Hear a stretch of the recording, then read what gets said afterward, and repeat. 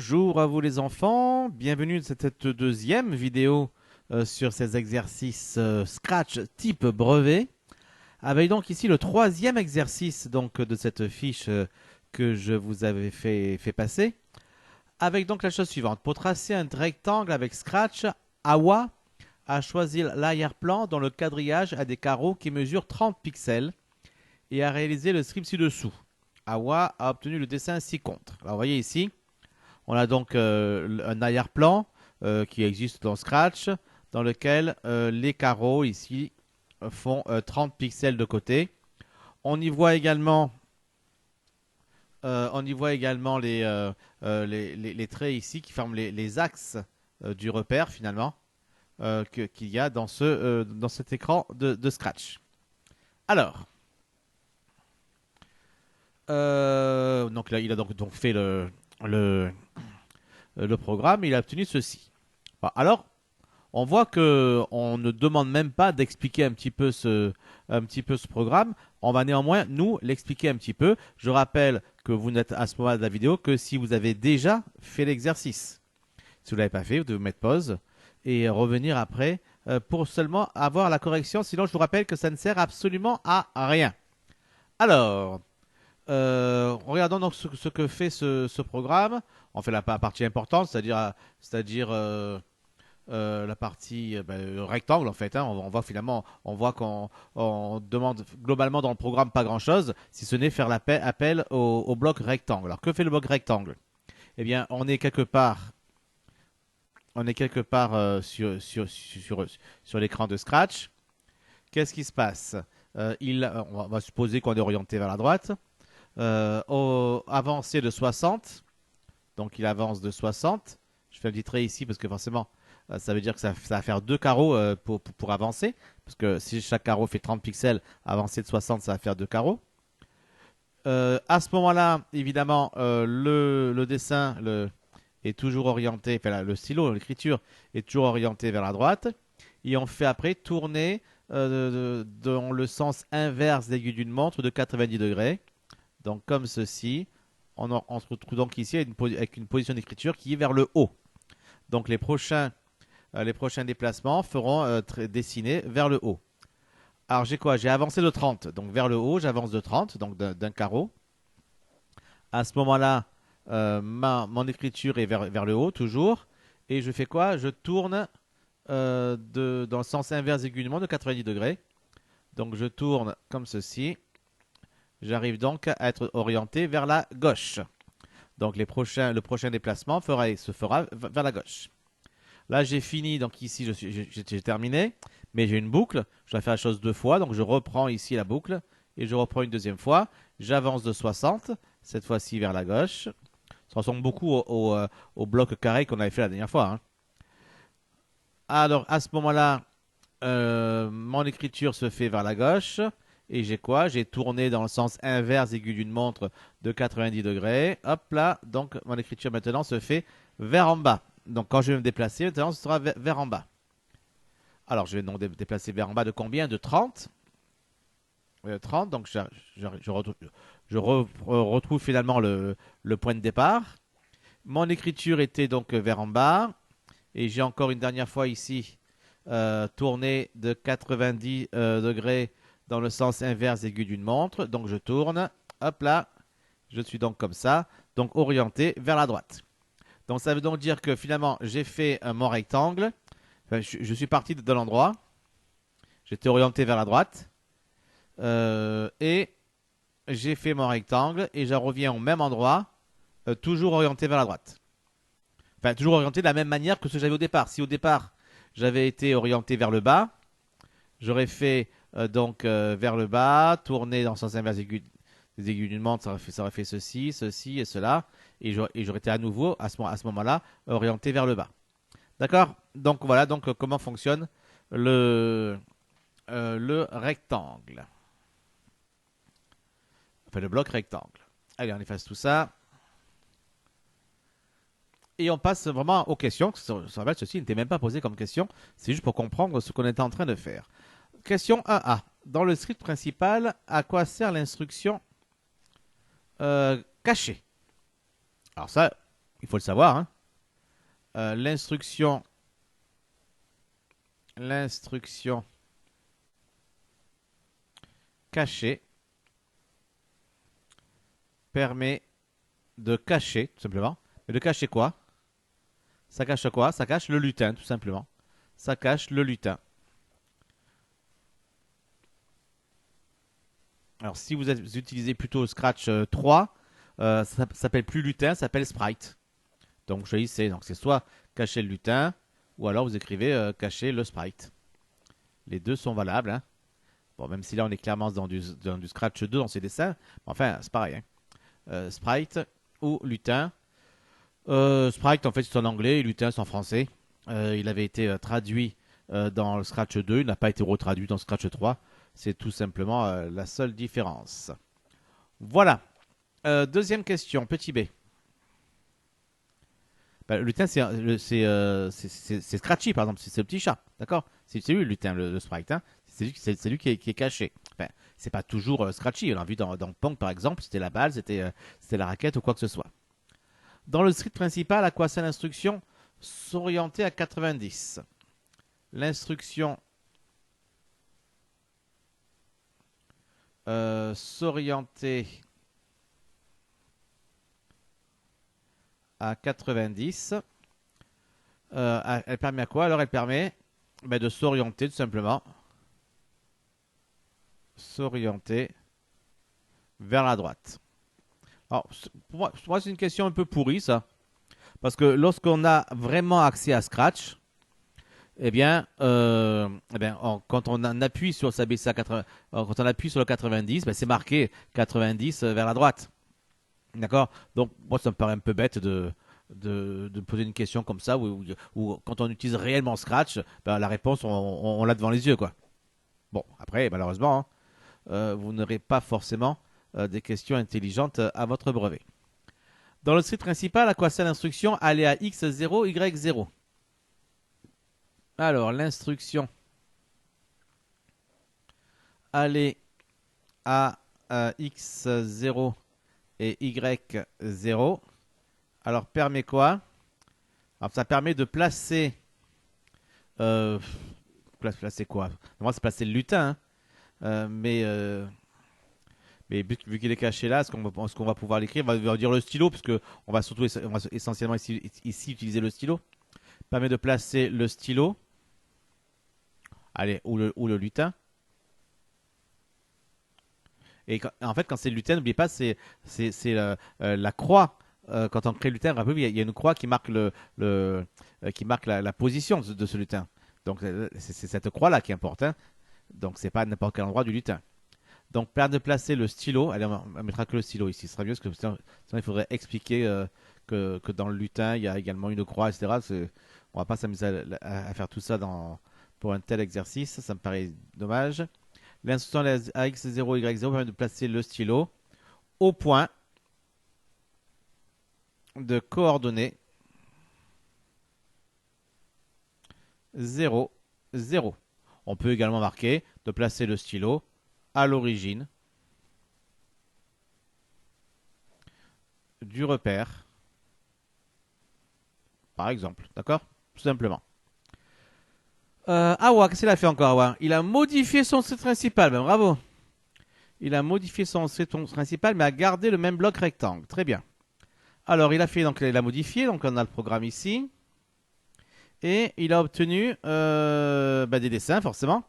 Et on veut savoir quel dessin il a obtenu. Est-ce qu'il a obtenu le dessin figure 1, figure 2 ou figure 3? Eh bien, on va regarder ça. Alors, le plus simple ici, hein, c'est simple, hein. Le plus simple, c'est de faire à la main le programme et voir quel est le dessin qu'on va avoir, tout simplement. Alors, donc on va faire le programme. On fait quoi? Donc on efface tout, on met en bleu, on met la taille du stylo à 3 pour qu'on le voit un petit peu. Surtout à cause du quadrillage, si on ne verrait pas très bien s'il y avait le quadrillage en dessous. Caché, donc on cache le lutin. On va à l'origine du repère, très bien. On s'oriente à 90, donc à droite. Et après, on fait 4 fois la chose suivante. D'abord, stylo en position d'écriture, donc forcément, ça va écrire. Et on fait un rectangle. Allez, allons-y. un rectangle. Donc on est orienté vers la droite. Hein. On va dire que le centre du repère est ici. Tiens, dessinons-le. Tiens. Hop là. Voici donc le repère. Je dessine pas tous les carreaux. Hein. Allez, même je passe en bleu. Donc je suis ici. Donc à l'origine du repère, je fais un rectangle. Je suis orienté vers la droite au début. Donc rappelez-vous ce qu'on a dit. Quand on est orienté vers la droite, on dessine le rectangle. 1, 2 carreaux, un carreau, 1, 2 carreaux, un carreau. Et on revient à la même position, mais en regardant toujours vers la droite. Parce qu'on est parti en étant orienté vers la droite. Ben, je reviens encore en étant orienté vers la droite. Donc ça veut dire qu'à ce moment-là, après ce premier rectangle, mon écriture est toujours orientée vers la droite. Alors qu'est-ce que je fais après? Donc j'ai fini mon bloc rectangle et j'arrive ici. Après rectangle, j'ai quoi? J'ai tourné dans le sens aigu d'une montre de 90 degrés. Donc là, je tourne dans le sens aigu d'une montre de 90 degrés. Ça veut donc dire que maintenant ma ligne d'écriture, elle n'est donc mon sens d'écriture, plutôt ma direction d'écriture, c'est plus vers la droite, mais c'est vers en bas. Donc si je dois faire un prochain déplacement, ce sera vers en bas. Alors est-ce que j'ai un autre déplacement à faire? Ben, je vais voir. Hein. Donc je suis ici, donc je remonte ici une deuxième fois. Je mets mon stylo en position d'écriture. Bon, il était déjà, donc c'est un peu bête de le mettre ici. On aurait pu le mettre en dehors de la boucle. Ça aurait été largement suffisant. Et je fais un nouveau rectangle. Puisque je suis orienté vers en bas, donc je vais vers en bas. Avant ça, d'ailleurs, je remarque que le premier rectangle que j'ai fait là, hein, c'est celui-là.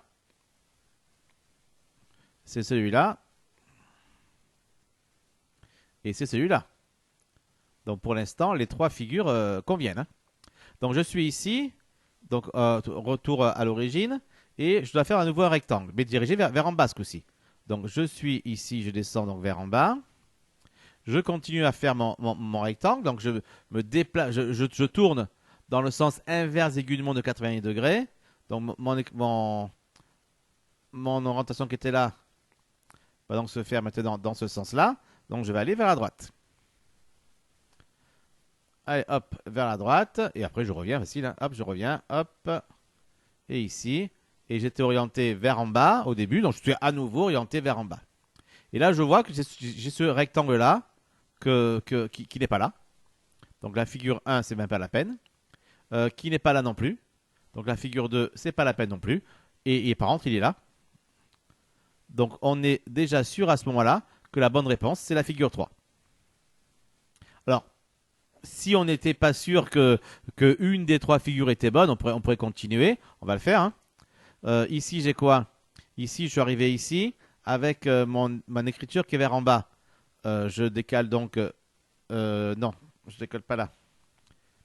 Si, je décale. C'est toujours marqué ici. Je tourne dans le sens aigu d'une montre, donc comme ceci, de 90 degrés. Donc j'arrive bien comme ceci. Donc maintenant, ma suite ne se fera pas vers en bas, mais vers la gauche. Alors vers la gauche, je commence à faire mon rectangle. Après, toujours pareil, la difficulté c'est là, est-ce que la suite va se faire vers en haut ou vers en bas? Là, dans ce cas, le plus simple c'est de bien réfléchir. Donc là, je suis orienté vers la gauche, je suis ici, hein. J'ai fait ici mon avancée. Je dois faire maintenant un tourné de 90 degrés dans le sens inverse aigu d'une montre. Donc comme ceci. Et donc ça veut dire que j'arrive vers en bas. Donc le reste de mon dessin va se faire vers en bas. Donc, je repasse en bleu. Vers en bas. Après, je n'ai plus la peine de réfléchir. Hein. Je sais que je reviens à la position de départ. C'est bon, en fait, j'ai bien retrouvé mon rectangle ici. Je reviens à la position de départ dans le même sens. Hein. Ça veut dire que j'étais orienté vers la gauche. Je continue à être orienté vers la gauche avant d'arriver à nouveau à ce bloc-là, là où j'ai fait le trait rouge, là, à gauche de l'écran. Tourner dans le sens aigu d'une montre de 90 degrés. Donc je tourne dans le sens aigu d'une montre de 90 degrés. Donc ça veut dire que maintenant je suis orienté vers le haut. Voilà. Vers le haut. Il est où? Vers le haut. Il est là. Donc j'avance donc de 60, parce que évidemment je tourne toujours dans la boucle, hein, je suis toujours dans la boucle, hein. Donc j'appelle mon rectangle, donc j'avance de 60. Je dois après tourner dans le sens, donc je suis vers le haut évidemment, tourner dans le sens inverse aigu d'une montre de 90 degrés. Donc je vais arriver à me dire qu'il faut aller vers la gauche. Donc je vais vers la gauche. Après, plus la peine de réfléchir. Hop, je finis mon rectangle. Et c'est parfaitement bien celui-là. Donc ça me confirme que c'est bien la figure 3 qui est la bonne figure. Mais je vous rappelle que dès qu'on avait fait les deux premiers rectangles, le premier et le deuxième, c'était suffisant. On avait terminé parce qu'on avait déjà éliminé la figure 1 et la figure 2. Donc il ne restait plus que la figure 3. Donc on écrit ici la figure 3. Le dessin, vous ne le faites pas dans le brevet. Hein. C'est sur votre brouillon que vous faites ça. On demande simplement la figure 3. Et ce que vous écrivez seulement, c'est la réponse. La figure 3 a été obtenue. A été obtenue, donc UE, avec le nouveau script.